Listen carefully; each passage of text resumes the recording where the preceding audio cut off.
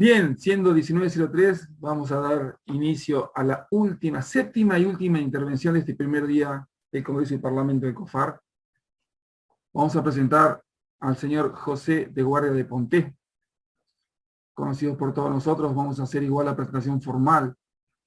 Profesor de Argentina, profesor de Informática y Análisis de Sistema, actual presidente y director nacional del Consejo Federal del Folclore Argentina, del COFAR, miembro de la mesa directiva de COFAM, Consejo del Folclore de América, autor y director del CD Salta de 2003 a 2008 y autor y director de la EDI Salta, Enciclopedia Digital Interactiva de la provincia de Salta del 2009 a la fecha.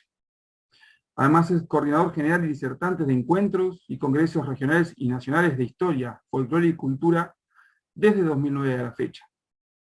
Ha publicado 5 libros en papel y 5 en formato digital, y ha participado de 7 antologías poéticas. En esta oportunidad, el profesor José de Guardia de Ponté nos expondrá sobre entender América, necesidades, causas y consecuencias. Muchísimas gracias, Héctor. Bueno, antes que nada, explicar un poco que, bueno, yo vengo, por un lado, de las ciencias formales, porque soy analista de sistemas, pero creo que los grandes filósofos han sido matemáticos también. No me quiero presentar como el gran filósofo, por supuesto, pero es importante la lógica, porque la lógica, que es parte de la filosofía, está dentro de la filosofía formal y dentro de la matemática, y es la misma. Y los conceptos matemáticos son fundamentales también. Bien, al margen de eso me ayuda mucho la informática, porque podemos hacer estas cuestiones virtuales, ¿no? Eh, la exposición que les traigo, la ponencia que les traigo, es muy reflexiva, fundamentalmente buscando exponernos y exponerlos a algo transgresor. Me interesa más el debate de lo mucho poco que diga, ¿sí? Porque son cuestiones difíciles muchas veces de decir. ¿Por qué? Porque ustedes saben que está este tema de eso no se habla, ¿no? De las cosas que no se dicen, que está dentro de lo que empezaría hablando del doble discurso moral. Y cuando hablo del doble discurso moral o el como sí, diríamos que es absolutamente cultural. La Europa que vino, la España que vino, ¿sí? Además de no ser pura, ¿sí? De ser mezcla también, venía con un fuerte doble discurso moral. ¿Por qué? Porque por un lado estaba la cruz, pero por el otro lado estaba la espada. Y detrás de la espada, no sé si de la cruz, había un gran emprendimiento económico, ¿sí? Hay quienes dicen que el descubrimiento, el encubrimiento de América, como quieran llamarlo o pensarlo, fue el primer acto de globalización, pero también es el primer y fuerte acto capitalista de la historia universal. Proyecto capitalista que España no lo pudo terminar, ¿sí? Y creo que tampoco estaba preparado para hacerlo. Pero sí Inglaterra. Inglaterra tiene una fuerte raigambre capitalista, imperialista, pero a la vez comercial. No nos olvidemos que si hay alguien que se le parece a los fenicios, son los ingleses. Entonces, es acá donde este doble discurso moral de haz lo que yo digo, pero no lo que yo hago, ¿sí? Va a ser la piedra angular de la cultura europea, ¿sí? Porque está llena de buenos y grandes y bellos discursos, pero podemos notar a simple vista que por abajo de la alfombra hay mucha tierra. Bien, les traigo a la memoria un libro, se llama Las venas abiertas de América Latina. Este libro de Galeano, que es ya, llamémoslo así, un clásico, pero no sé si ustedes saben que fue muy, pero muy contundente, transgresor e imponente en su momento. ¿Sí? Hubo una reacción feroz contra este libro. ¿Sí? Por supuesto, a Galeano lo acusaron de extremista, subversivo, comunista, bueno, ¿qué no le han dicho? ¿Sí? Pero al margen, por supuesto, de algunas imprecisiones históricas que las tiene, ¿sí? Convengamos que las verdades que dice son fundamentales para interpretar aquello que no se decía. ¿Sí? Porque convengamos que la historia, no te digo antes o después de Galeano, porque hubo muchos Galeanos. Yo siempre digo que don Erasmo de Rotterdam fue uno de los primeros que inicia este camino de ver bajo el agua. ¿Sí? Pero Galeano habla de América. ¿Sí? En una América que tiene una historia muy, muy, le llamemos así, romántica, que más se parece a una novela que a la historia. ¿Sí? Muchos dicen historia oficial, ¿no? Le llaman historia oficial, que tiene más de oficial que de historia. Porque claro, está escrita desde una posición. ¿Sí? Y bueno, esto es lo que yo les vengo a traer, algunas que otras verdades, ¿sí? Que no se dicen, pero que son interesantes para poder, de ahí en más, poder trabajar este tema del folclore, del patrimonio cultural, para separar la paja del trigo, ¿sí? Porque si seguimos pensando, ¿sí? En algunas cuestiones románticas, si seguimos soñando o hablando estéticamente, yo creo que no vamos a llegar nunca al fondo de la cuestión de nuestra cultura. ¿Sí? Por eso es que la idea, mira la hora que me llama este muchacho, justo que estoy discutiendo. Bien, la idea es poder abrir un poquito las tinieblas, sí, por supuesto, y humildemente, no vengo tampoco a traerles cosas que ustedes no sepan. Pero justamente el doble discurso moral creo que es una de las principales cuestiones que hay que desmenuzar, ¿sí? Porque convengamos que nuestra historia argentina, ¿sí? Está llena de estos dobles discursos y fundamentalmente está llena de falsedades. Y la historia americana en sí se parece mucho a la historia argentina, pero con un agravante. Está hecha para dividir y no para integrar. ¿Sí? Por ejemplo, la historia argentina respecto de la historia chilena es terrible. Hablando mal de Chile, Chile hablando mal de Argentina. La historia, por ejemplo, la historia que contamos la independencia, se peleó entre Salta, Jujuy y el Alto Perú, Bolivia. Lo más gracioso es que en la historia argentina no nombramos a ningún boliviano. Es como que nunca existieron. ¿Sí? Entonces, por ejemplo, nombres como Camargo, José Vicente Camargo, como el Moto Méndez, como Padilla, como Juana Zurduy, no están en la historia argentina.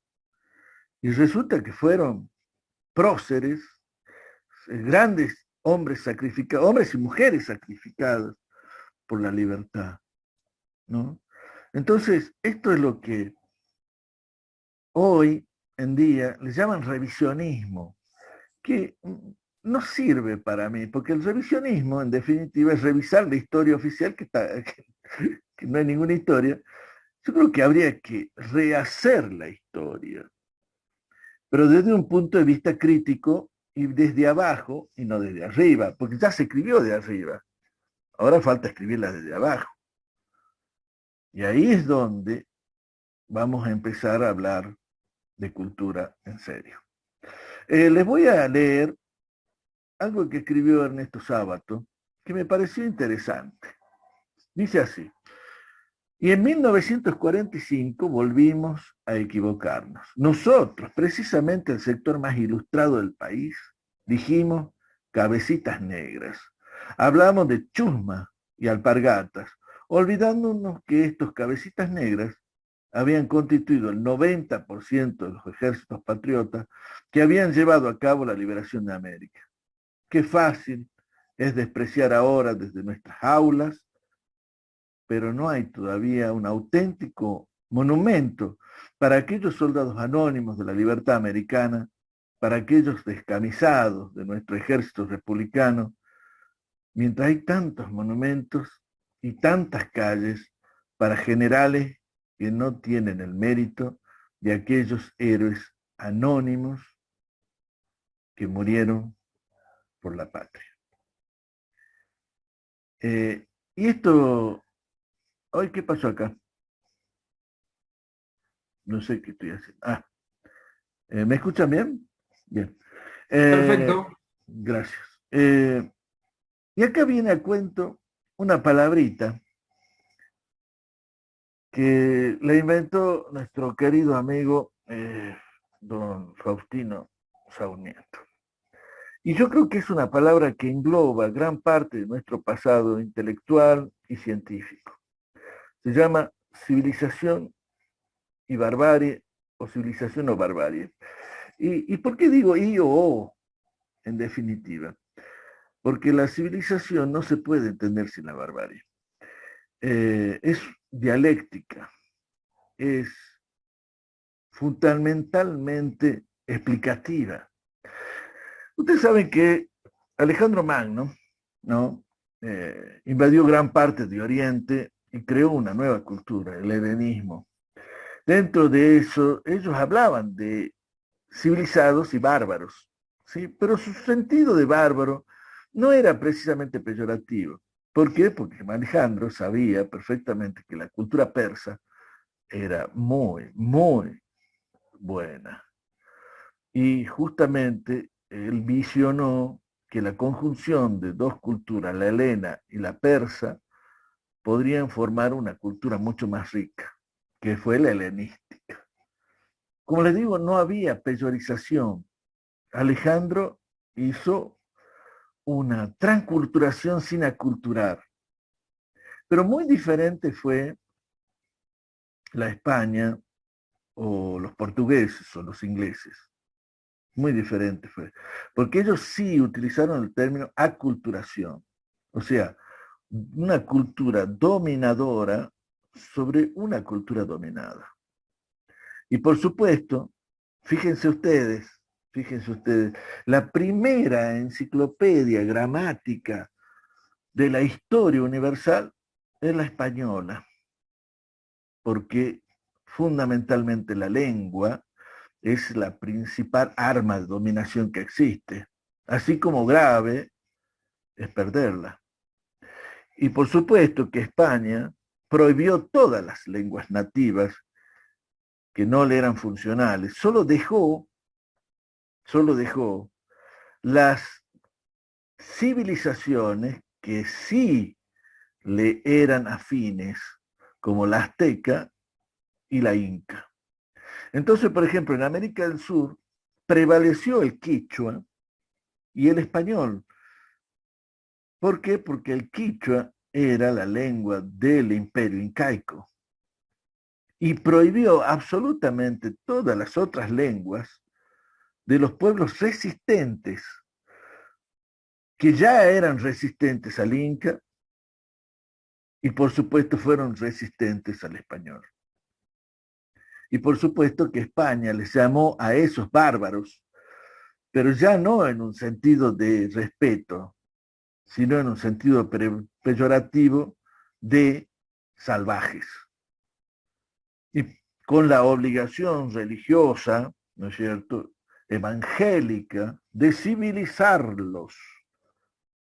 Y esto es un antecedente importantísimo en América, porque esto va a prevalecer, lamentablemente, en la historia de los pueblos americanos.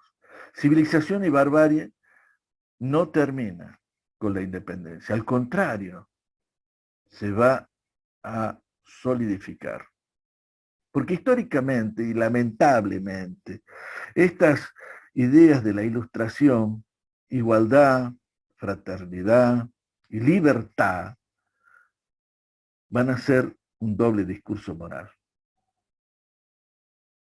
Y esto, por supuesto, es el primer derrumbe, le llamemos así, de un paradigma que todos nos gusta declamar en un 25 de mayo, en un 9 de julio, ¿sí? La independencia. Declamación, porque existió realmente. Y acá tenemos que estos tres grandes ideales no pudieron ser posibles. ¿Por qué? Porque hubo un cambio de figuritas. O sea, fue reemplazado el español peninsular por el criollo patrón de estancia. Y el sistema se mantuvo. ¿Por qué? Porque sí hubo hombres que tuvieron el ideal revolucionario francés, no así el norteamericano, ojo al piojo, como, y yo admiro, digamos, sublimemente a José Gervasio de Artigas.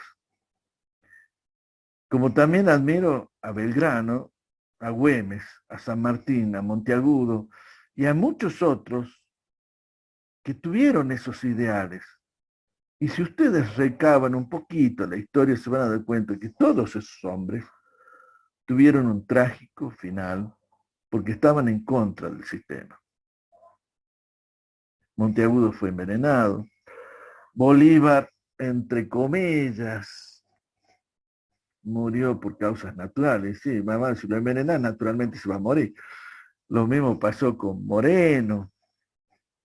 Belgrano murió en la más terrible indigencia. San Martín muy inteligentemente se fue, pero José Gervasio de Artigas tuvo un final también horrible. Y acá es donde esta civilización y barbarie nos va a decir que esta América se va a componer de gerentes de imperio y los que tienen que trabajar. Y la cuestión va a seguir, porque si algo trajo la revolución industrial fue el cambio de figura de esclavo a proletario, pero alguien tiene que trabajar. Y por supuesto, estas oligarquías criollas, como le llaman, mantuvieron el sistema, fueron muy, pero muy adecuados a las circunstancias, no les gustaba trabajar, por eso es que no trabajaron un país. Estoy de acuerdo con Arturo Jauretche cuando habla en su libro Manual de las Onceras Argentinas, donde dice, no se dedicaron a trabajar un país, sino a administrarlo para el imperio. Y esto pasó en toda América. En algunas veces, en algunas partes peor, en otras un poco mejor. ¿Para qué les voy a hablar de México? Donde la desigualdad y donde el desprecio hacia el indígena fue siempre y será, creo yo, motivo de literatura. Entonces, acá es donde tenemos esta cuestión, civilización y barbarie. Creo que es la segunda parte del entramado después del doble discurso moral. Porque claro, convengamos, ¿cómo se construyó este país? Con las ruinas de civilizaciones indígenas, pero también sobre las ruinas de países que trataron de ser diferentes, como Paraguay. Paraguay tuvo que el Imperio Británico usar 3 países americanos para poder derrotarlo.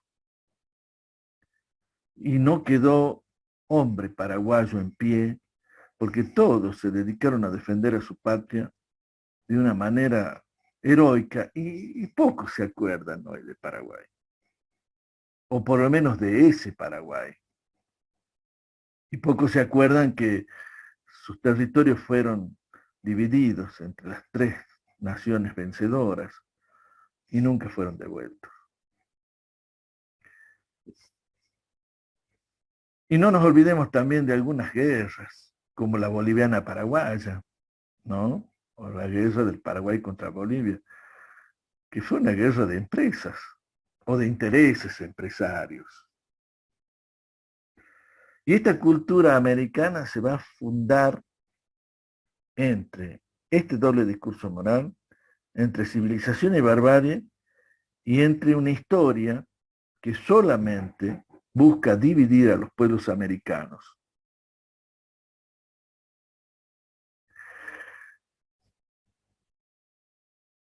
¿Y solamente decimos pueblos americanos? No. La división es mucho más tajante, va de adentro hacia afuera. Porque hay una grieta, porque si hay hoy hablamos de grieta en nuestro país y en otros también, porque parece que las grietas no se cierran. Dolina decía, para entender la grieta no hay que taparla, habría que profundizarla para conocer su origen. Y la grieta fundamental está entre los dominantes y los dominados, entre los que quieren seguir siendo europeos y los americanos.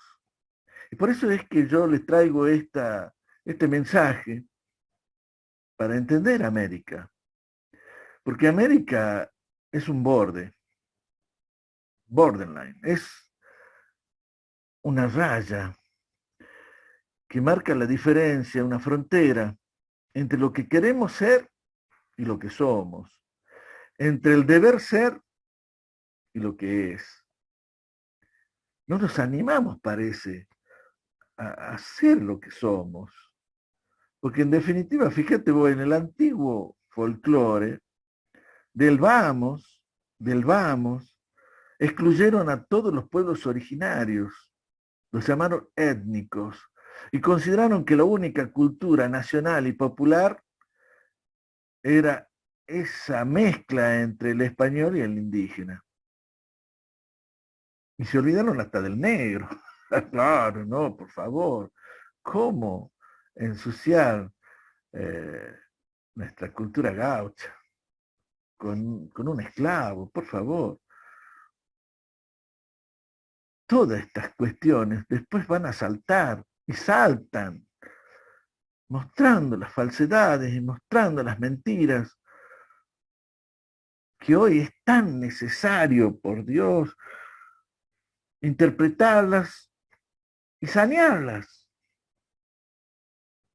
para poder seguir estudiando, para poder seguir explicando esta América tan contradictoria, tan cruel, tan injusta.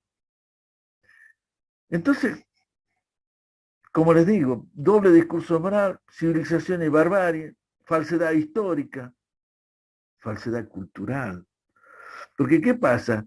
En un momento dado decían, ¿qué es cultura? No, cultura es la de allá, es la que, claro, la civilización, eh, la música clásica, la poesía de Góngora y Quevedo, y siempre desechando lo nuestro. Tienen que venir fuerzas nacionales y populares para tratar de manipular y políticamente usar muchas veces lo americano para poder solidificar sus fuerzas políticas, para después caer estrepitosamente ante la corrupción y ante la demagogia. Yo, yo realmente siempre responsabilizo a los que saben, porque siempre los que supieron y saben tienen conciencia de lo que estoy hablando.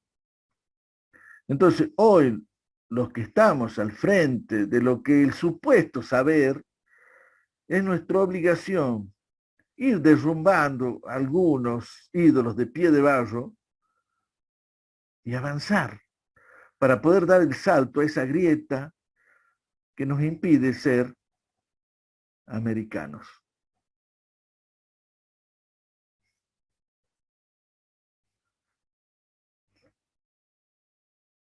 No sé qué les parece a ustedes. Y me gustaría abrir el debate No es porque no tenga más que decir, ¿no? Simplemente porque quiero oírlos a ustedes también. Yo, José, quiero decir algo, una cosita nada más, breve. Con lo que dijiste, agregarle otro nombre más, aparte de Sarmiento, que influyó mucho acá en la educación de Argentina, y que influyó en la educación entre comillas, ¿no? Y que es Miguel Canet. La imagen de Miguel Canet yo creo que también colaboró mucho en todo en lo que estás diciendo. Así que no sé qué piensa el resto. Muy bien, está abierto el debate. José, manejá con libertad este debate, vos directamente con tu experiencia y con... No vas a precisar un moderador de sala, por favor, adelante, José. Ahí levantó la mano Oscar Augusto Berenjian, pero métale, José, ¿eh? Adelante, Oscar Augusto, como usted siempre, abriendo la brecha. Bueno, muchas gracias, José. Bueno, yo desde mi lugar coincido plenamente con tus apreciaciones, muy no determinantes, sino muy abarcativas y contundentes. Como te digo, coincido plenamente a punto tal que en el año 2019 me fue publicado este ensayo, no sé si se alcanza a ver, se llama Eduardo Mallea y Atahualpa Yupanqui en una Argentina imposible, donde casualmente tomo dos arquetipos del pensamiento nacional, como lo fueron, por un lado, Eduardo Mallea, supuestamente de derecha, y por el otro lado, Yupanqui, supuestamente de izquierda. Pero ambos, ¿no es cierto?, habiendo sido coterráneos, contemporáneos entre sí, se las compusieron para amar esta patria. ¿Y desde dónde la amaron? No desde la capital, desde la General Paz para el este, sino desde la General Paz hacia el oeste, hacia el norte y hacia el sur. De modo que ellos encontraron que el verdadero argentino, ¿no es cierto?, había que hallarlo en los pueblos del interior y aún más en las zonas rurales.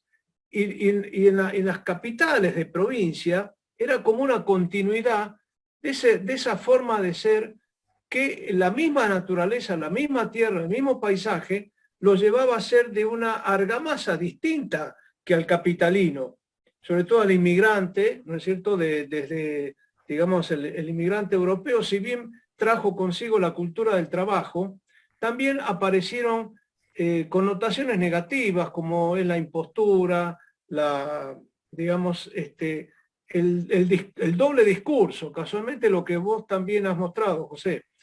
Y yo creo que por ahí también pasa nuestra grieta, no estoy diciendo nada nuevo, pero creo que en este caso, en nuestro país, ¿no es cierto?, yo creo que la gran grieta pasa por los pueblos del interior, pero esto es histórico, ¿no? Obviamente no estoy diciendo nada nuevo, pero bueno, lamentablemente es algo que está muy vigente y solo basta ver los ramales ferroviarios, cómo convergen todo hacia Puerto Nuevo, hacia el puerto.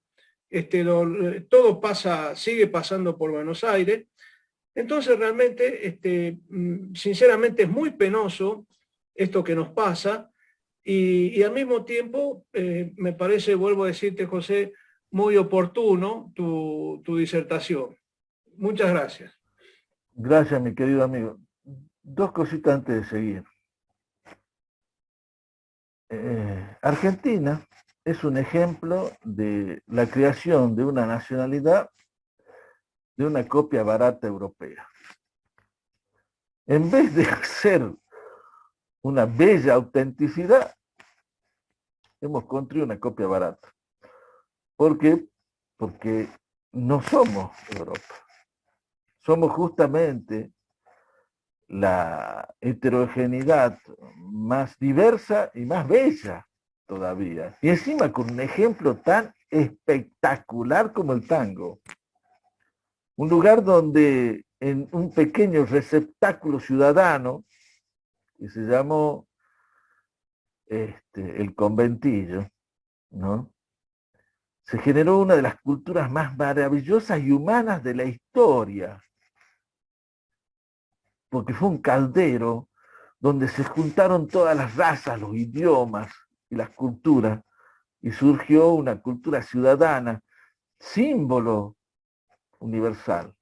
¿Por qué? Porque muchas veces el folclore, dice, no, está en el campo, por los campesinos.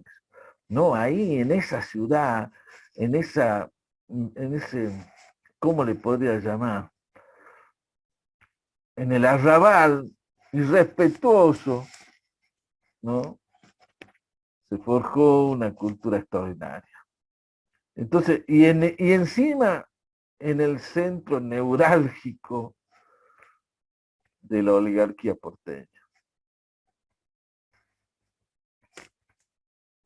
Bueno, y hay otra cosa más, dos cosas. Lo que me decía mi amigo Héctor Sodomella, lo proactivo. COFAR tiene que ser el ejemplo al trabajar con los pueblos originarios, al mostrar que somos una sola cosa y que no existe división que ya nos separe y que nos confronte. Porque eso trataron de hacer, desde el Martín Fierro en adelante. Justamente somos parte de, no diferente a, somos parte de. Y si no podemos reconocer eso, nuestra miopía intelectual sería sublime. Entonces, por eso es que en esta sala hay representantes de esas culturas, ¿sí?, que nos enseñan día a día lo que somos en realidad. No sé qué pensás vos, mi amiga, mía, porque tú sabes a quién me refiero, Yolanda Rentería, y ahora te voy a dar la palabra. Plaza Camati, Huelmiac. Pues sí, justamente estaba por levantar la manita para hacer algún comentario al respecto, dado que acá en México, ahora que se están pues conmemorando estos 500 años, decíamos, de haber entregado la ciudad de México Tenochtitlan, pues en toda una serie de conferencias, de compartir conocimiento, gente sabia, pues está circulando pues, ¿cómo decir?, la convicción de que durante estos 500 años, todos los pueblos, hablamos de aquí de Anáhuac, pero yo lo quiero hacer ahorita alusivo a todos los pueblos originarios de este continente, durante estos 500 años, pudimos abrevar los que nacimos en este continente y que por lo tanto somos herederos de nuestras culturas originarias, pudimos abrevar el conocimiento de otras culturas del mundo, de otros continentes. Conocimos las culturas antiguas, por ejemplo, de China o de Grecia o de Egipto, porque nos fueron impuestos esos conocimientos de la cultura occidental. Pero después de todo este tiempo, hemos visto que no nos aportan gran cosa. Por el contrario, han sido culturas llenas de barbarie, de violencia a lo largo de su historia. Por lo tanto, entonces todos estamos pues como que en la frecuencia, porque no obligados, estamos como en la frecuencia de voltear hacia nuestros orígenes, a nuestras culturas milenarias que siempre estuvieron en convivencia con la naturaleza, con todos los elementos, que a pesar de ser culturas milenarias, jamás padecieron hambre sus habitantes, jamás pues se vivió en la pobreza, en la miseria, porque la estructura social que tenían ligada a la naturaleza permitía que todos tuviéramos, pues ahora sí que la abundancia, ¿no? Porque no fueron culturas capitalistas en el sentido comercial. Cuando se habla del trueque, por ejemplo, aquí en México, y que era una obligación, no es cierto. cuando conoces tu historia verdaderamente, sabes que el famoso trueque no era otra cosa que un intercambio de los excedentes de lo que tú producías para que te hicieran llegar lo que tú no producías, sin que te costara. Entonces, pues para mí, ese es la verdadera conexión que debemos de tener como seres humanos, como habitantes de este planeta, vernos todos en esa misma frecuencia. No sé, creo que es utópico o tal vez no tanto, pero no sé cuántos años pasarán, nuestros ojos no lo verán, pero ojalá que en algún día podamos retomar ese tejido social de las culturas milenarias, de las culturas ancestrales. Y pues te felicito, como siempre, querido amigo José Alfonso, tienes el toque mágico para tocar nuestros corazones, para llegar a nuestros corazones con tus disertaciones. Muchísimas gracias. Muchas gracias. Muchas gracias, amigo. En definitiva, convengamos, hay dos Américas. Hay una América superficial, de las grandes ciudades americanas, conglomerados irreverentes, llenos de contaminación, tan iguales y peores que los europeos. Pero hay otra América también. Hay una América profunda, una América llena de mitos, de leyendas, de magia y de saberes. Entonces creo que hay que romper con esta contradicción y poder voltear, como yo les digo, los ídolos de pie de barro que construimos, y desde la mano del saber poder reivindicar una posición, americanos, pero a la vez también ser coherentes de lo americano, ¿sí?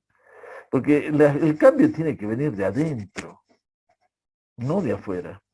El cambio tiene que venir desde lo más hondo de nuestros seres, tiene que partir. Porque convengamos, esta América es insostenible. De esta manera es insostenible. Entonces, creo que la mano siempre está, como yo siempre digo, responsabilizo a los que saben, no a los que no saben. Hay algunos pérfidos que le echan la culpa al pueblo, el pueblo tiene la culpa. No es así. La culpa la tienen los que saben, son los que enseñan, son los que difunden, son los que divulgan. Entonces, y acá reunidos en compendio, ¿sí? En bello compendio, se supone que acá la gente sabe, o el supuesto saber, como yo le digo, ¿no? Entonces es nuestra responsabilidad a los cuatro vientos luchar por esta superación, que muchos llaman descolonización, otros llaman deconstrucción, pero en el laberinto de las interpretaciones, en esa melange, que por ahí se pierden las más nobles esperanzas, ¿no? Está el camino para salir del meollo y poder crear y construir una nueva América. Y esa América se va a construir desde el conocimiento, desde la armonía y desde la aceptación de todas las culturas.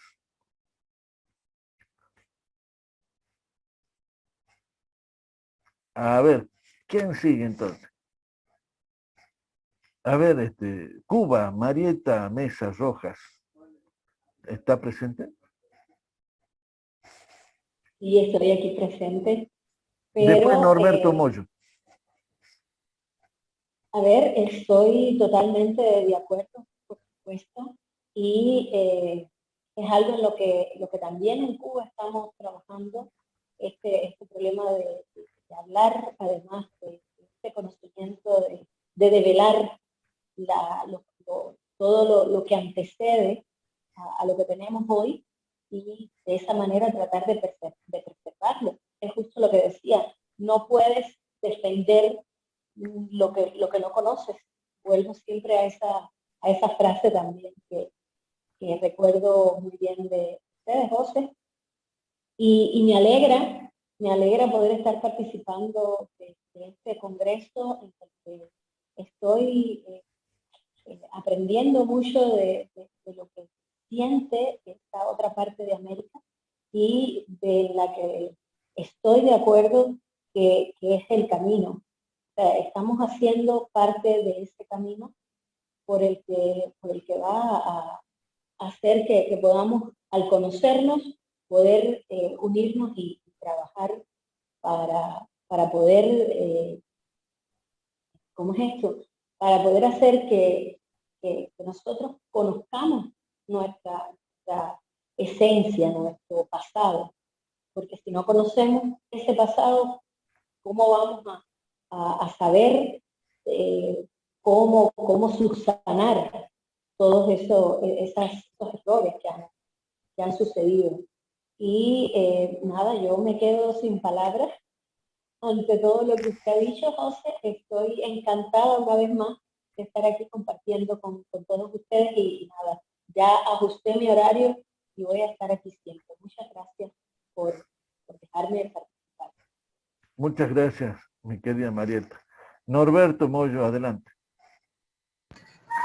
Hola, ¿me escuchás, José? ¿Está bien? Perfecto. Sí, perfecto. Bueno, perfecto. Sí, me gustó mucho tu charla, tu conferencia, y volviendo un poco al tema indígena, yo creo que los pueblos americanos tenemos que hacernos un mea culpa, todos los dirigentes tendrían que hacerlo, de partir de que partimos de una masacre de los pueblos indígenas, no solamente por las matanzas generales que se produjeron, sino también fundamentalmente por las enfermedades que se trajeron, que costó la vida a millones y millones de nuestros indígenas, ¿no? Así que tenemos que partir de eso. Y después, como vos dijiste, tenemos que formar una comunidad o una nueva nacionalidad, teniendo en cuenta todas las culturas.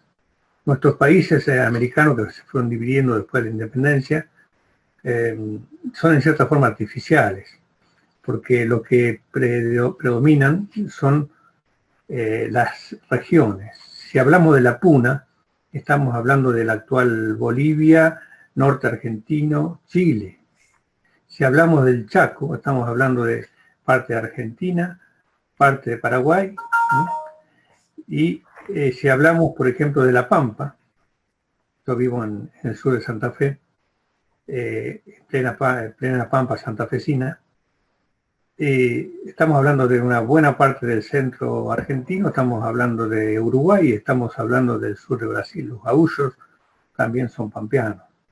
Es decir, esa América regional que existió post-conquista no se ha traducido, digamos, después en las divisiones limítrofes de los países, y han quedado separados, por ejemplo, los mapuches de un lado y del otro la cordillera, los diaguitas lo mismo, y tantas otras culturas, ¿no? Entonces, yo creo que hace falta muchos elementos, y considerar, si consideramos, por ejemplo, el tema del mate, que lo tomamos a diario, es un bien de acá, digamos, cultural, tan importante, que lo compartimos con amigos, con los seres queridos, y eso se da en una región importantísima. Por lo cual, estamos hablando de que hay bienes comunes que nos unen. Tenemos que buscar esas cosas, las cosas que nos unen, y, como vos dijiste, contar la historia como es, a fondo, digamos, con todos los elementos culturales, con todos los elementos históricos, y los que se ha llamado revisionismo, y la llamada historia oficial. Yo me acuerdo haber estudiado en el colegio con el Villiquen, donde efectivamente la historia que se contaba era monocultural, única y sesgada, ¿no? Hoy día hay muchos más elementos para los chicos, pero bueno, la cuestión es ayudarlos a que escuchen todas las campanas. Y bueno, eso es lo que quería decir, y bueno, me siento muy cómodo en este conversatorio, y bueno, quiero un poco agradecer la posibilidad de participar. Muchas gracias. Bienvenido, mi querido Norberto, y espero que participes de todos los conversatorios porque es muy importante tu palabra. Muchas gracias. Claudia Barasic tiene la palabra ahora. Hola, buenas tardes. No voy a adelantar mucho de lo que voy a decir mañana porque es en muy acorde a esta conferencia, pero sí me parece importante que una de las acciones que deberíamos hacer para reacomodar esta América es la redistribución del valor de los saberes. Esto de que el saber no esté en un único lugar, de los saberes universitarios son buenos, sí, son buenos, pero también hay otros saberes en los pueblos originarios, hay otros saberes en las personas del campo, en los campesinos, en los humildes, que no son valorizados. No digo redistribución de los saberes, porque ya están distribuidos, quiero decir, sino redistribución del valor de los saberes, que no haya un solo lugar donde el saber sea valor, que el valor de lo que saben los pueblos originarios, de lo que saben los campesinos, de lo que saben la gente sencilla, sea tomado en cuenta no solo por ellos y entre ellos, sino entre todas las comunidades. Entonces seríamos mucho más ricos como pueblo, seríamos mucho más ricos como investigadores, seríamos mucho más ricos como personas, porque cada uno de esos núcleos tiene un saber propio y valiosísimo. Eso. Así es, Claudia, y no sé si te diste cuenta que acá no prima ni es superlativo quizá el saber universitario. No. Acá en para este nada. lugar hay un bello, digamos así, una bella integración de saberes. Sí, una miscelánea hermosa. Y justamente con hermanados, integrados, ¿sí? Dentro de cada uno, porque ese es el respeto, ¿sí? El respeto por lo mucho, lo poco del maestro. El maestro, el magíster, es el que enseña, ¿sí? Enseña lo que sabe. ¿Sí? El ministro es el que menos sabe, lamentablemente. Bueno, vamos entonces, Sara Ruiz, adelante. Sí, buenas tardes, maestro. Buenas tardes a todos. Bueno, pues nada más para comentar que, bueno, tengamos presente que cuando se entregó Anáhuac fue para preservar la vida del pueblo y que no se siguiera arrasando con la vida. Esa es una de las situaciones que tenemos que valorar también. La otra, pues, es que ver que el capitalismo llegó con esa invasión, porque ellos ya venían directo a la riqueza que había en los pueblos de América, no solamente en el Anáhuac. Pensando en que había, pues, riquezas materiales, pero no se dieron cuenta de la riqueza, de la sabiduría que había en estos pueblos. Y, bueno, pues ahí es donde yo creo que tenemos que poner más enfoque. Ahora que estamos hablando tanto, que se habla más bien de decolonizar, de esa en los pueblos de América, de deconstruir, pues tenemos que hacerlo haciendo, no nada más con la palabra, no nada más diciendo que hay que decolonizar, porque eso yo lo he visto mucho. Tenemos que decolonizar, sí, pero ¿qué se hace, no? Entonces, la única manera es poniéndolo en práctica. ¿Y cómo lo vamos a hacer? Pues dando a conocer precisamente esas formas de vida ancestrales unidas con esta naturaleza y retornar en vida a la tierra, ¿sí? No nada más, porque yo lo veo muchas veces así como que muere uno y se va a la tierra y también metafóricamente florecemos, etcétera. Yo creo que hay que pensar también en regresar a la tierra en vida, ¿sí? Regresar a cuidarla, regresar a agradeciendo todo lo que nos da, todo lo que nos cobija también. Por ejemplo, si te pones debajo de un árbol, estás cobijado, ¿sí? Entonces, toda esa parte de retorno en vida a la tierra. También, pues ya hay grupos, yo y mi esposo estamos en un grupo donde pues estamos en esa idea de que el nombre del continente se cambie, porque también fue un nombre impuesto por los invasores. Entonces, pues, ver de qué manera acá en el Anáhuac era Ixachilán, o sea, la inmensidad, lo que estaba pues muy grande a nuestros ojos. Entonces también esa parte de ir cambiando esos conceptos que se tienen en la palabra. ¿Sí? Y usted lo usa mucho, maestro José, porque hace un análisis de las palabras desde la raíz. ¿Sí? Y bueno, me quedo con una pregunta para usted, maestro, porque dijo que se había dejado, o tal vez así lo entendí, esos pueblos de Anáhuac y de Perú por similitudes con los que vinieron. Entonces, no sé si hice una mala interpretación o qué pasó, pero esa sería una pregunta. Y felicidades, gracias y saludos a todos. Hasta luego. Muchas gracias, Sara Ruiz Galicia. Te cuento, por lo menos acá en América del Sur, no quiero meterme demasiado en toda América, pero en América del Sur el español hizo algo muy práctico. Le cortó la cabeza al Inca, pero no desbarató el sistema. Lo aprovechó absolutamente. ¿Por qué? Porque, claro, era inferior en condiciones, pero tenía un sistema armadito. El imperio incaico era un imperio y no era para nada buenito. Tenía sus crueldades. Y te digo más, dentro de su sistema imperial, que tenemos el Yanaconazgo y la Mita, le impuso otro sistema que era el sistema feudal. Entonces, en América del Sur se implementó también la encomienda, que en realidad se llama encomienda porque no le podía poner feudo, porque los españoles que vinieron no eran nobles.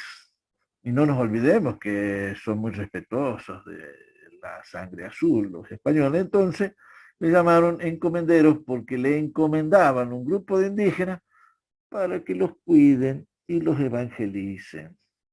Y por supuesto tenían que pagar este supremo beneficio trabajando hasta que se mueran. Y lamentablemente estos hombres de cobre no conocían el trabajo, no como se lo entendía en Europa, de la esclavización. Murieron de pena, muchos murieron de pena. Otros se suicidaban y en masa. Entonces, ¿qué pasó? El español tuvo que traerlo al negro para suplir esa mano de obra que habían perdido. Pero de todas maneras, la Mita y el Yanaconazgo fue usado y el sistema imperial incaico fue usado, por lo tanto mantuvieron el idioma quichua como idioma de dominación. Y a todos los pueblos que se negaron, por supuesto, fueron aplastados. Todos los resistentes fueron destruidos. Y utilizaron técnicas también del Inca, que era la extraterritorialización. O sea, sacarlos de un lugar y ponerlos en otro. Por supuesto, también los mongoles lo usaron, los chinos también. No era un invento incaico. Pero los españoles no lo sabían. ¿Y qué hacían? Pueblos resistentes los sacaban de la selva y los mandaban a la puna lo mandaban a la selva. Te imaginas, no acostumbrados a la geografía, era un literal genocidio. Bien, a eso me quería referir Sara Ruiz Galicia, que utilizaron los sistemas imperiales, ¿no es cierto?, para dominar. Sí, sí, maestro, y tiene mucha razón en eso. Eran sociedades muy organizadas y que tenían avances importantes y que ocuparon ellos para sí mismos. Así es. Sí.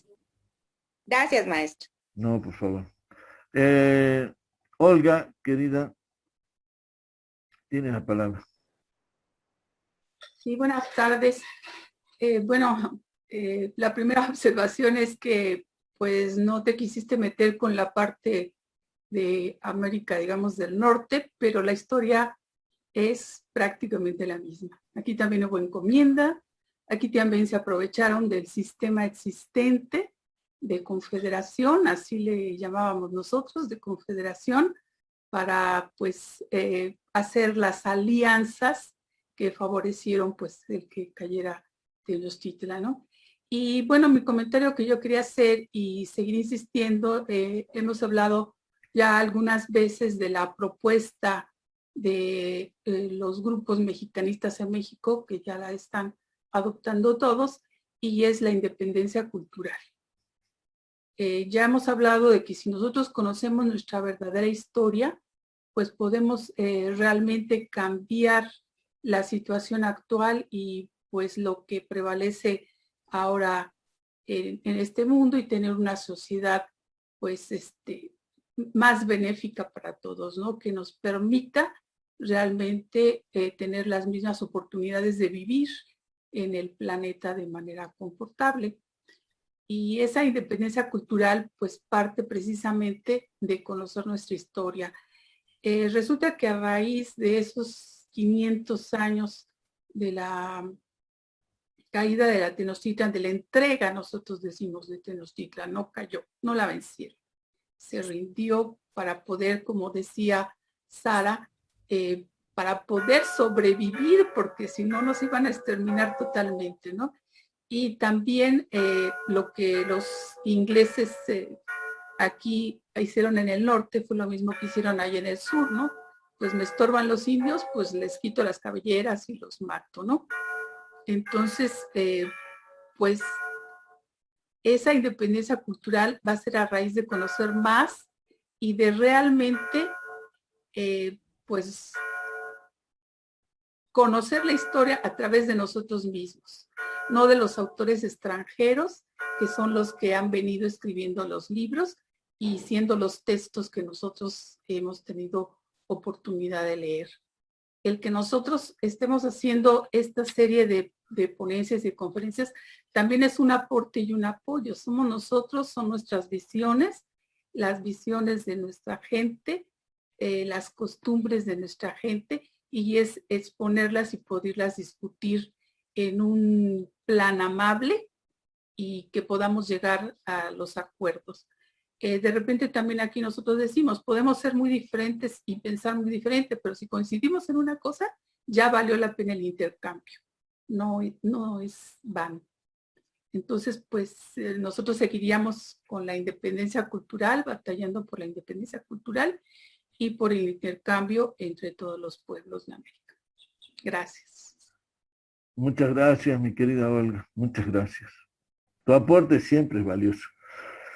Les cuento un poco de mi historia también. Cuando yo empecé a hacer el Edisalta, ¿no?, que es una enciclopedia digital de la provincia de Salta, pero con una variable, ¿no? No está hecha para, le llamamos así, para solamente servir como una guía turística, ni para hacer algo recreativo, ni para contar superficialidades. La idea era en un profundo sistema de preservación de patrimonio.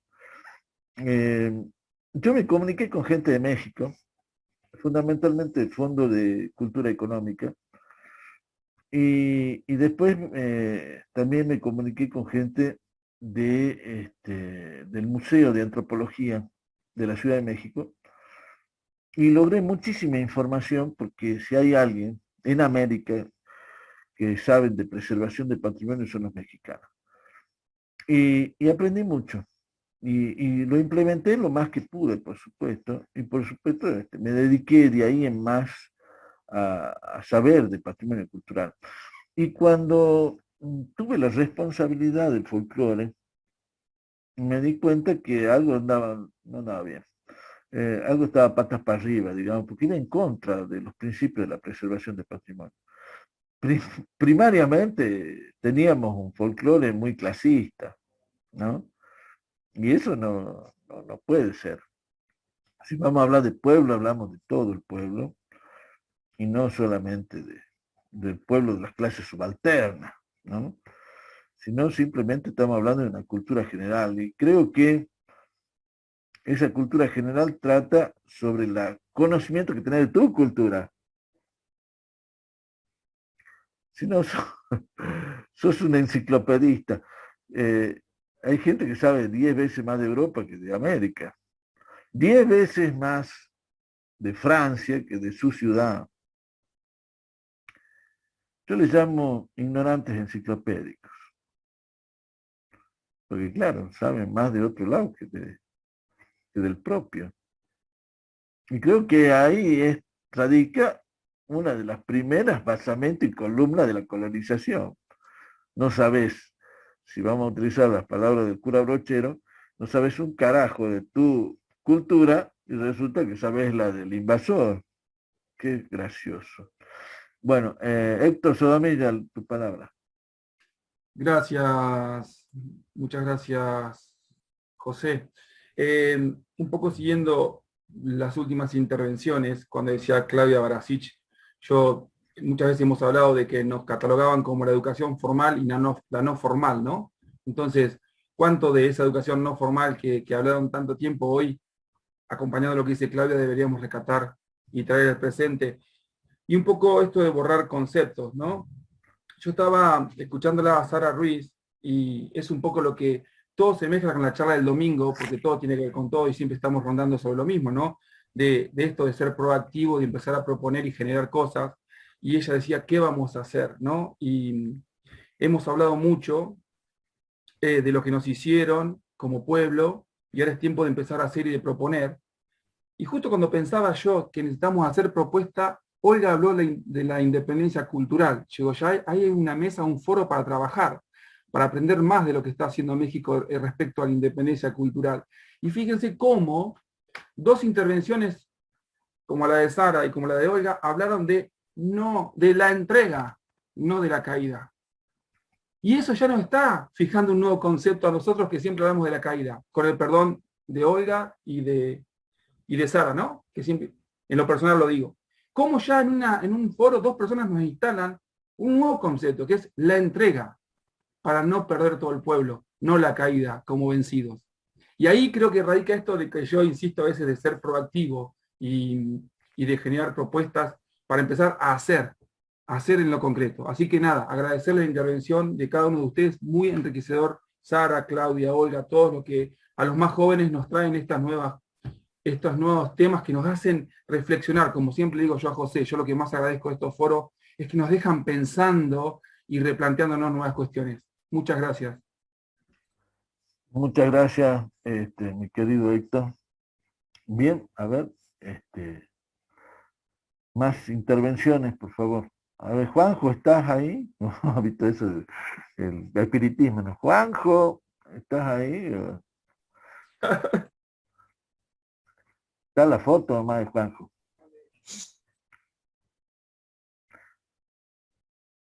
Bueno, a ver, María Alejandra Marcilla.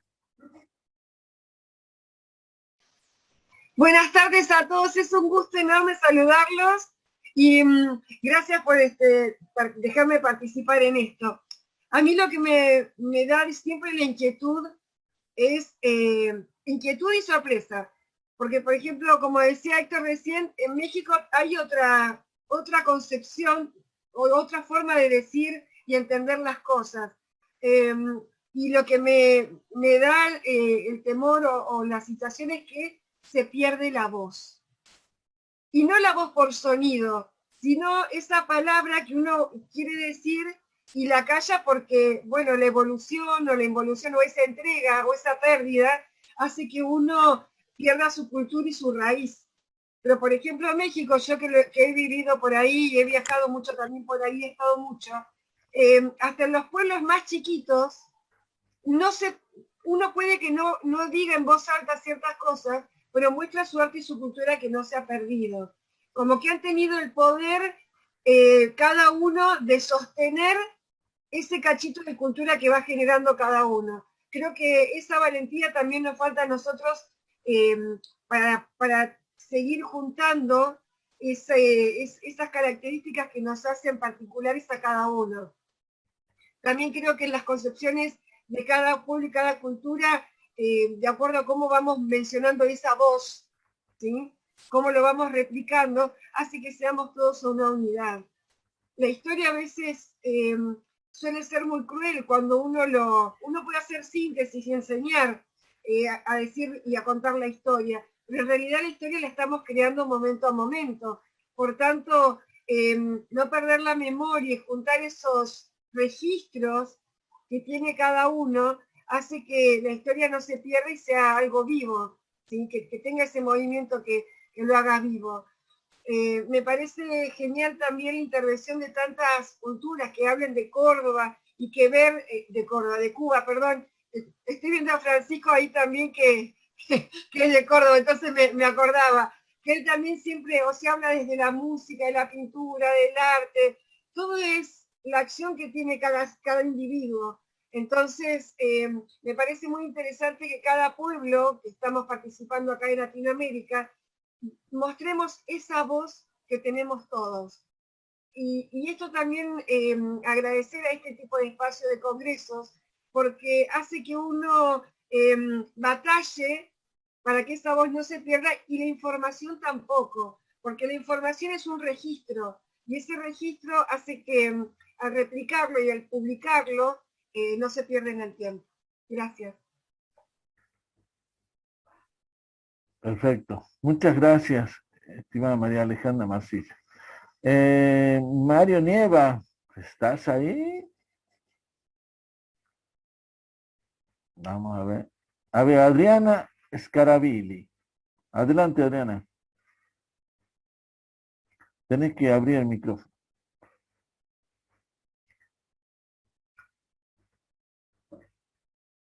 Ya va a salir. Uy. ¿Estamos? Ahí está, Adriana. Adelante. Bien. Bueno, buenas noches. Agradecida por este espacio. Estoy tan feliz porque aprendiendo muchísimas cosas. Y quiero ser un poco hablando de la voz de la provincia de Córdoba. Yo vengo de Rosario, donde teníamos una gran migración de guaraníes y tobas. Y llegué a Córdoba y me encontré con una cultura de comechingones y sanavirones. Y una cultura popular muy fuerte. Yo vine trasladada docente y no suele pasar en Rosario, Santa Fe, lo que pasa acá en Córdoba.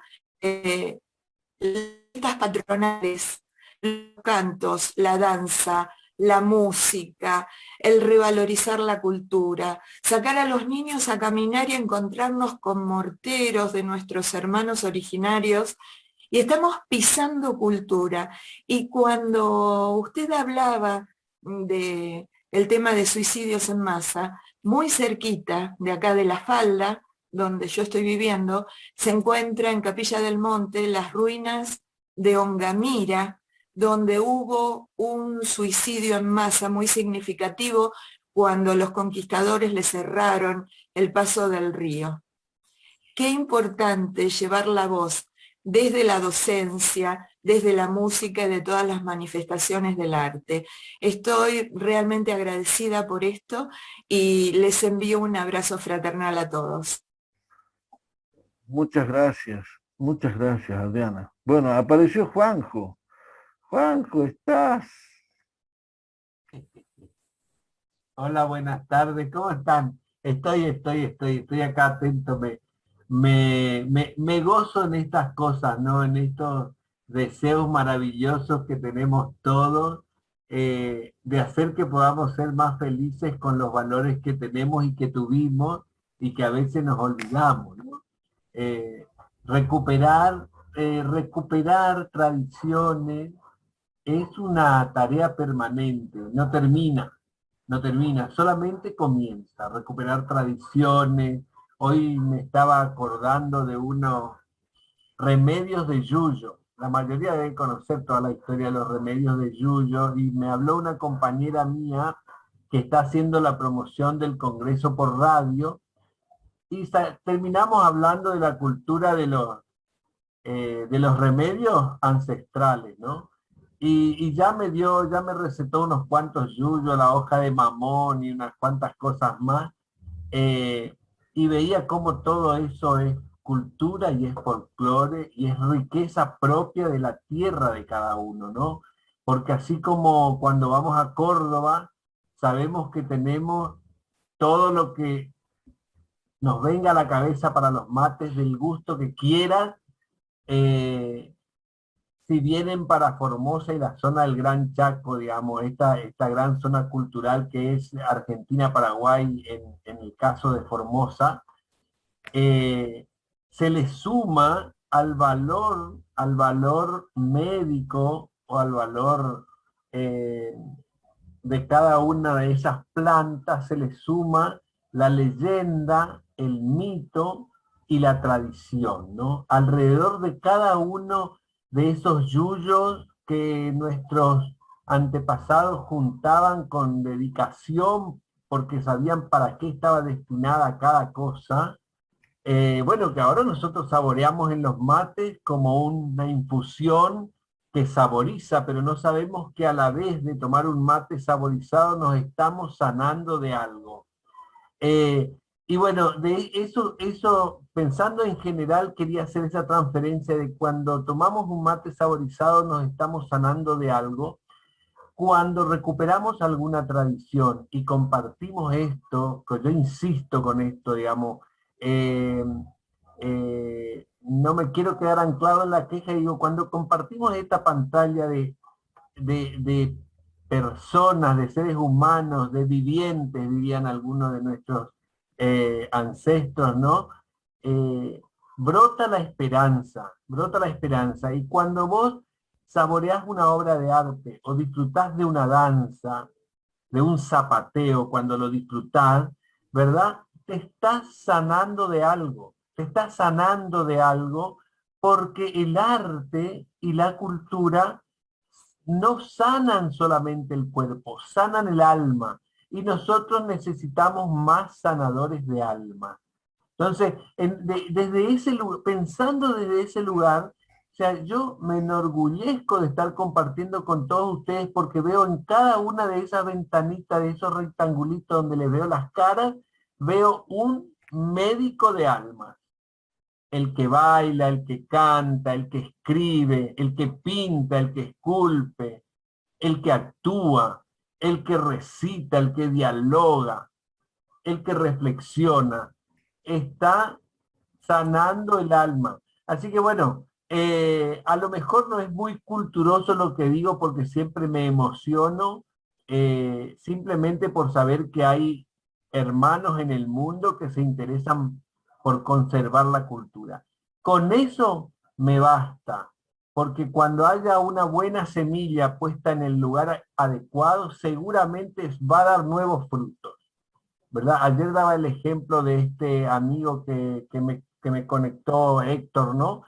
Pero así como él también contaba de este abuelo que está acá a 10 kilómetros, que es el último abuelo que trenza lazos de tiento.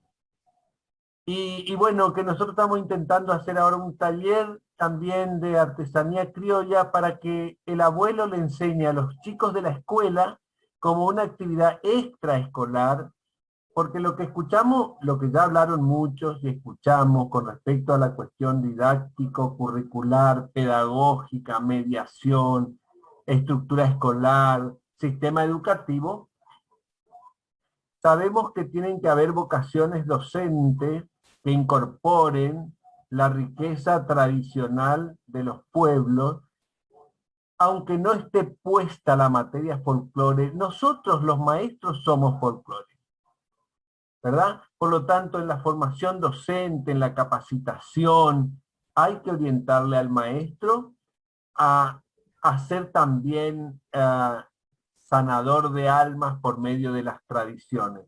De hecho, que hay algunos contenidos en las escuelas para ir sacando lo bueno, ¿no? En lengua y literatura o en desenvolvimiento o en sociales, como de la manera que se llame el espacio curricular, existen contenidos que tratan de mitos, leyendas y tradiciones. Esos contenidos, si se dan adecuadamente, obviamente que van a estar recuperando cultura. Dentro de las áreas especiales, algunas escuelas tienen y otras no. Hoy ya compartía Francisco eso, que no, los diseños están hechos para que en la escuela haya danza folclórica argentina, para que haya plástica, para que haya música, para que haya teatro. El diseño está hecho. Lo que no está hecho es la alcancía, el presupuesto para pagarnos a los maestros especiales, ¿verdad? Está el dibujito fantástico. Yo trabajé en el Consejo Federal para hacer el diseño de los núcleos de aprendizaje prioritario y en el diseño de la nueva ley de educación 26.206, que está fantástica, la ley está bárbara. El tema es que para implementar se necesita redestinar fondos que a lo mejor están en otra parte, para que le paguen a los maestros de folclore, a los maestros de música, a los maestros de plástica, a los maestros de teatro. Entonces, yo me acuerdo que una vez cuando unos directores nos capacitaban a nosotros cuando éramos recién docentes, nos decían que los maestros que tenemos vocación e interés para que el alumno aprenda, tenemos que usar los intersticios de la educación, que es las rendijas, los agujeritos, los espacios entre madera por donde se pueda meter un poco de lo nuestro.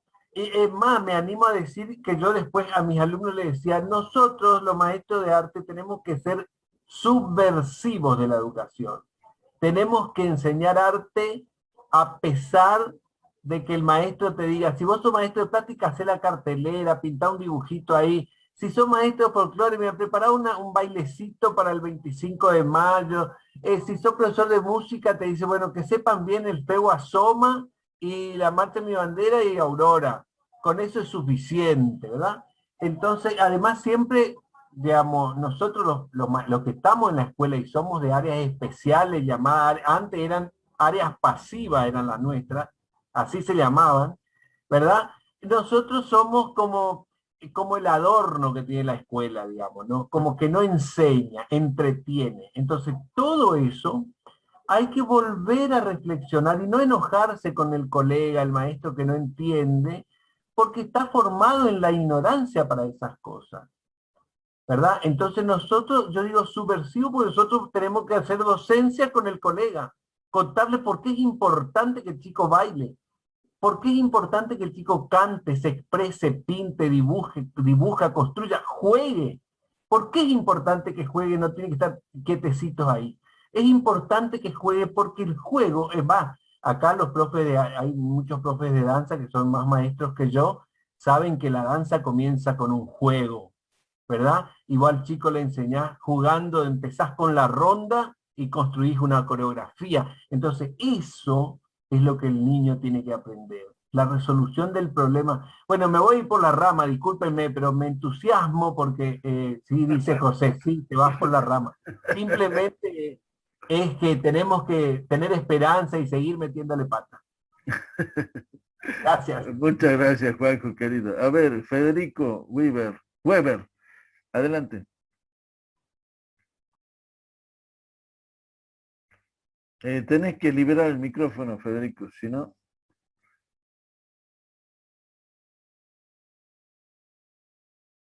No, esa es la cámara.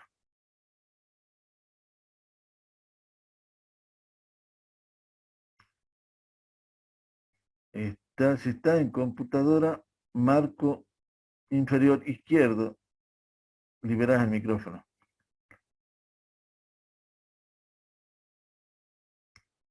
Lo creo que está con celular.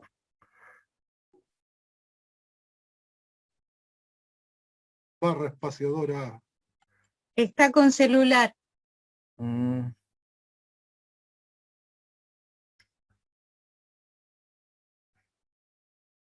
Está intentando.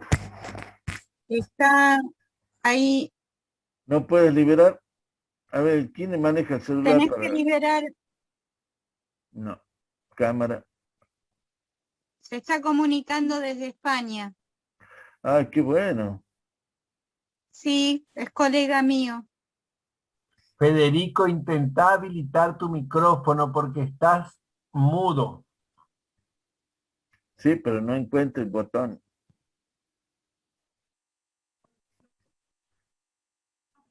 Ah, esa es la cámara. Apaga la cámara. Ahora sí, ahora sí. ¿Sí? Ahora ¿Me sí. oyen ahora? Sí. Ahora Bueno. sí. Bueno, nada, que yo estaba, les comentaba que estaba un poquito de intruso porque no soy de lo que estáis hablando, pero bueno, me interesó muchísimo. Estoy gracias a mi compañera Elba Hernández y pues nada, estoy desde Alcalá de Henares en España, en Madrid, y nada, que los voy siguiendo con mucho detalle. Ayer los he escuchado también, pero yo ahora me tengo que ir porque son las 9, aquí son 5 horas más, son las 1:30 de la mañana y mañana tengo que hacer cosas por la mañana y me tengo que ir, así que los voy a dejar, pero nada, quería felicitaros por todo lo que estáis hablando, ¿vale? Vale, hombre. Bueno, no sé si ahora me ven porque yo ahora no sé lo que he hecho, como esto no es lo mío es pintar, yo soy profesor de pintura y así que nada, pues no estoy muy con la tecnología esta, entonces no sé si me estáis viendo o no, pero bueno, que les deseo una buena noche y un buen término de todo este coloquio o como le llamen, ¿vale?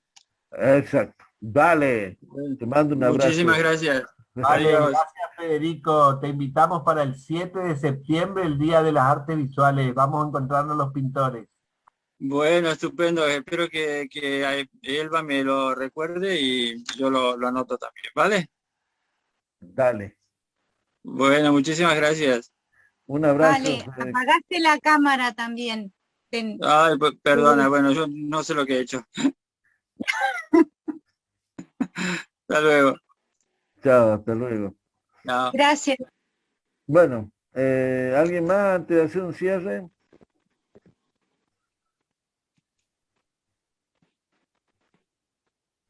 No sé, Sergio había pedido la palabra, ahora se me ha arrepentido.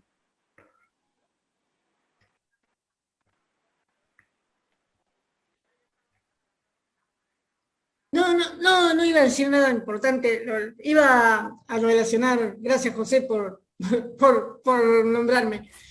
No, iba a fortalecer nada más un comentario que dijo Juanjo, que la importancia, sobre la importancia del juego y también vincularlo a que en el juego, la educación, los niños usaban las rondas precisamente como un móvil de juegos, ¿no? En todos lados, tanto en las plazas, pero sobre todo en las escuelas.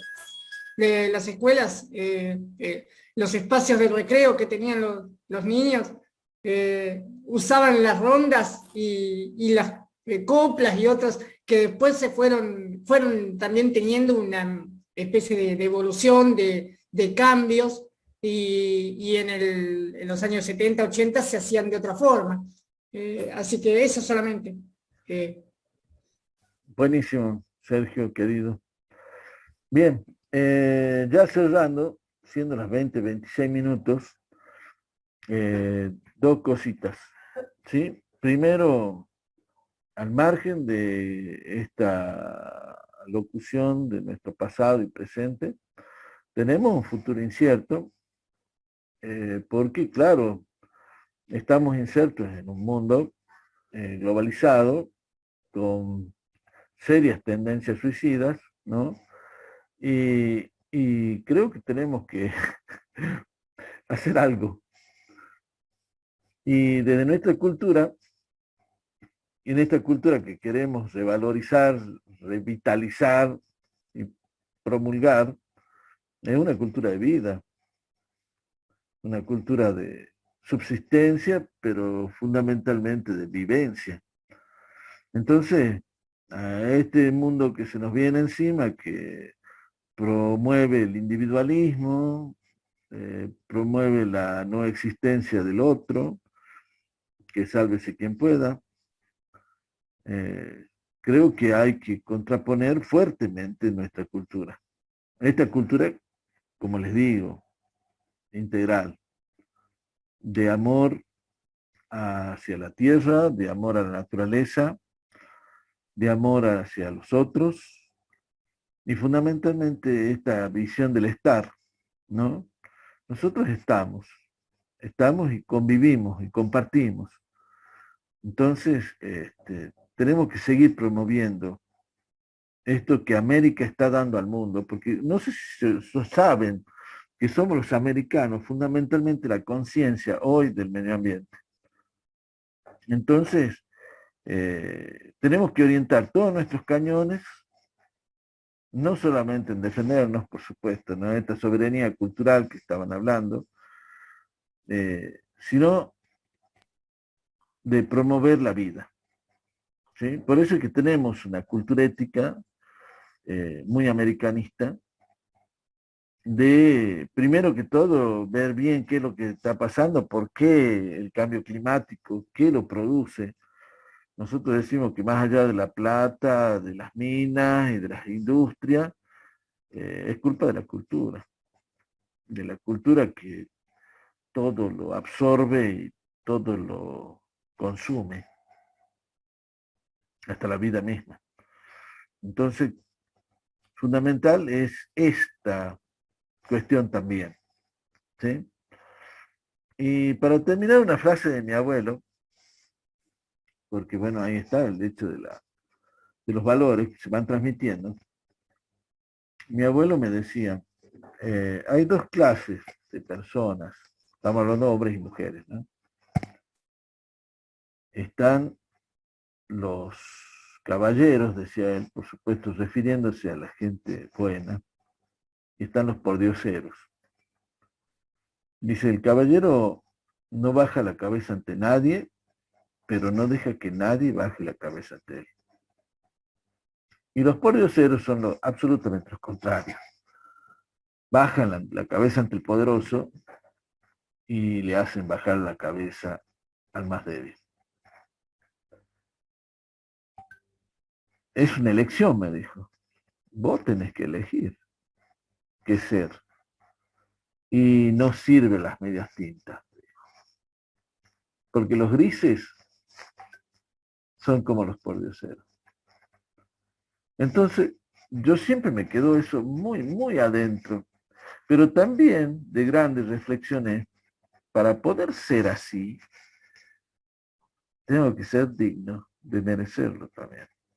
Porque claro, si hago macana, si me porto mal, no voy a poder no bajar la cabeza. ¿Sí? Entonces es importante también la dignidad, ¿no? La dignidad de hacer las cosas bien, de ser buena persona, de dar, de ayudar, de ser útil a la gente. Entonces, si yo logro todas esas cosas, no digo que soy intachable, no lo soy, ni impecable tampoco, ¿no? Pero lo quiero ser buena persona. Y entonces eso me permite, quizás, no sé, tal vez, no bajar la cabeza ante nadie, ni menos permitir que nadie baje la cabeza ante mí. Les dejo esa reflexioncita.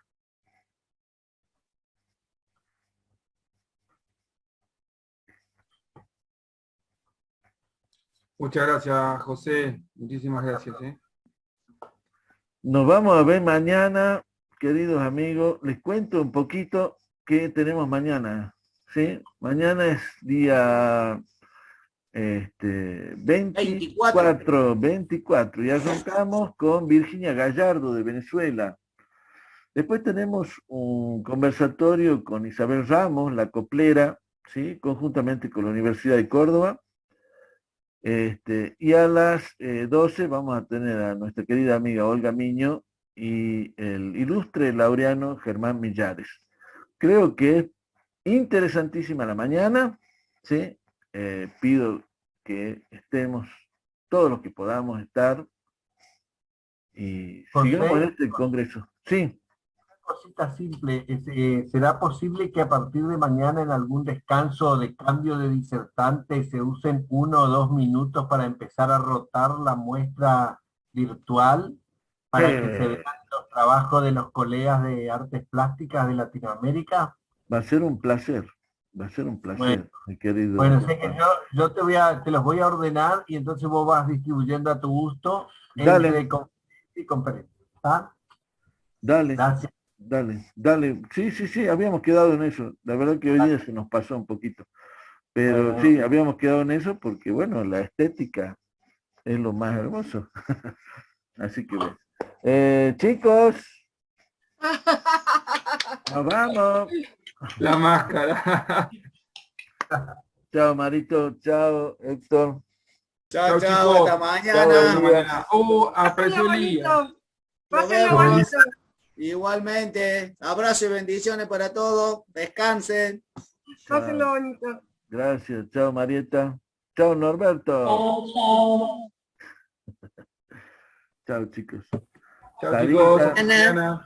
Yolanda. Buenas tardes para todos. Saludos. Buenas tardes. Francisco, un abrazo, hermano. Marito, querido. Chao. ¿Cómo le va? Estaba sin voz.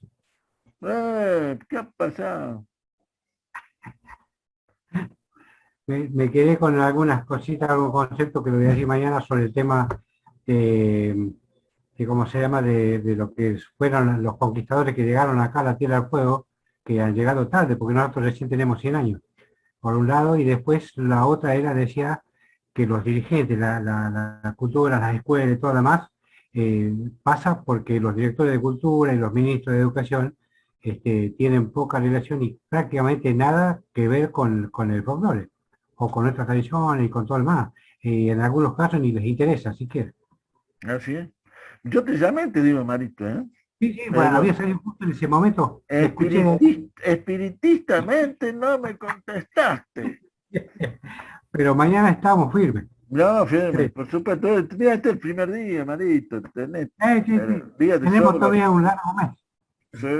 Sabés que estaba interesado en escuchar a la ponente de Cuba, pero me fue imposible, así que seguramente después lo veré en las grabaciones. Está todo en YouTube. Así que a verla, Sí, querido. después lo voy a mirar. Dale. Listo. Chicos. Querido amigo, te mando un abrazo. Francis. Un abrazo. Bueno, a Elba, a todos los chicos, a todo Cofar, abrazo grande. Chao, los quiero mucho, pórtense bien. Chao. Chao.